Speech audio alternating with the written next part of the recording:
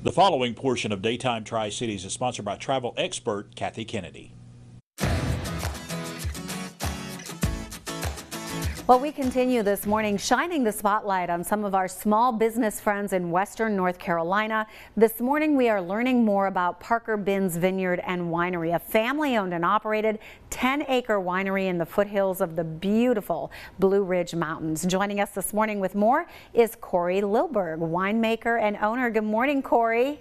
Good morning, Amy Lynn. Thank you for having me. Absolutely. I was looking at some of the pictures of your winery, just beautiful property, and looks like some pretty incredible wines as well. Yeah, it's been a labor of love over the years. My grandparents started this in 2008, and now we're a fourth-generation family-owned and run estate vineyard. So we grow everything here. We make it all on site, and 90% of our sales are direct to consumer right here at the vineyard. Wonderful. And Cory, obviously our hearts are with the people in your area. Tell me a little bit about what you saw with Hurricane Helene. Well, Hurricane Helene was sort of a perfect storm. When we had, there was 3 days of rain, and growing things, being in agriculture at large, you're certainly keeping an eye on the weather. So fruit got harvested ahead of the 3 days of rain prior to the storm, and then by the time the storm came and brought all of the intense wind, it certainly was disastrous. Trees down everywhere, a lot of flooding in the area. Our property here at the farm, thank goodness, we fared okay, but 5 minutes down the road, it was that crazy. I mean, local vineyards, local wineries, farms, small businesses, homes, I mean, everybody in the area here has certainly been affected, but we are on the up and up. Yeah. And I know, Cory, you guys have been really helpful now to other wineries, to other businesses and community members. Yeah, so right in the immediate aftermath, your first instinct is to see who can help. I mean, we're a small community, Polk County, and we're very rural. So, we had a lot of folks that got out their own heavy equipment, us included, cleaning up the neighbors' yards, our place. We opened up our doors to folks who needed water. Like we have a house generator, a home generator for our winery and for the home on site. So just trying to offer people water. Sophia, Lily, and her family at Over Mountain Vineyards put together an insanely just incredible operation to get gallon jugs of water up into Buncombe County, where a tremendous amount of pain was felt. So, as a community in the vineyard world and beyond that, everybody certainly got their hand in the pile and did all we could. Yeah, that's wonderful to see. And I know, Cory, also for you and other businesses now that are open, this is such an important time, your fall season, a busy season. It sure is.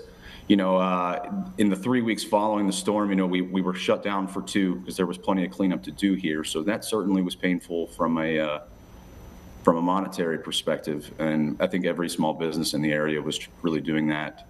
But I would say that, with that thing in mind, or that thought in mind about being prime season for us here in the foothills, the vineyards and wineries, for the most part in Western North Carolina now, have opened up their doors again and are at full operation, with the exception of a few that had total loss.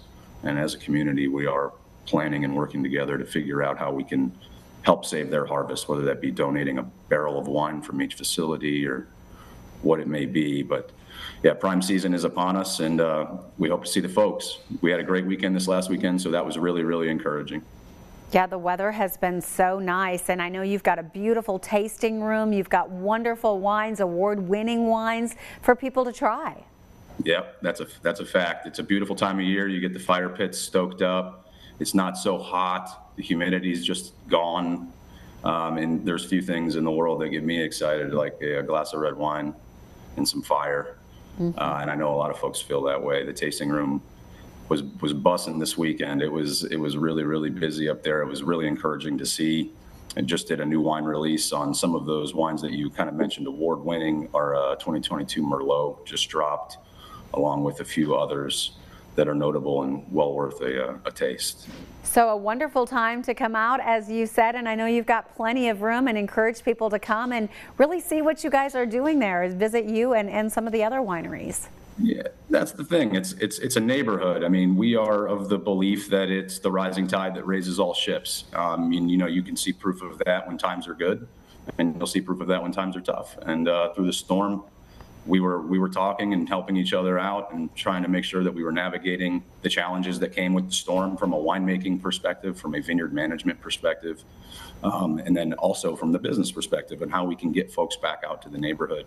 I just think that when you come to the Tryon Foothills AVA, which will be established here in the coming months, nobody at any of the places in town here would ask you to just visit theirs. They would like you to get a taste of the entire county, because we're very good at what we do, and we're different from other wineries in the state, and we're proud of what we're making out here. I love that. Well said. Cory, thank you so much for taking the time to chat with us this morning. Thank you so much for having me again, Amy Lynn, and I hope all is well out there in your neck of the woods as well on the up and up.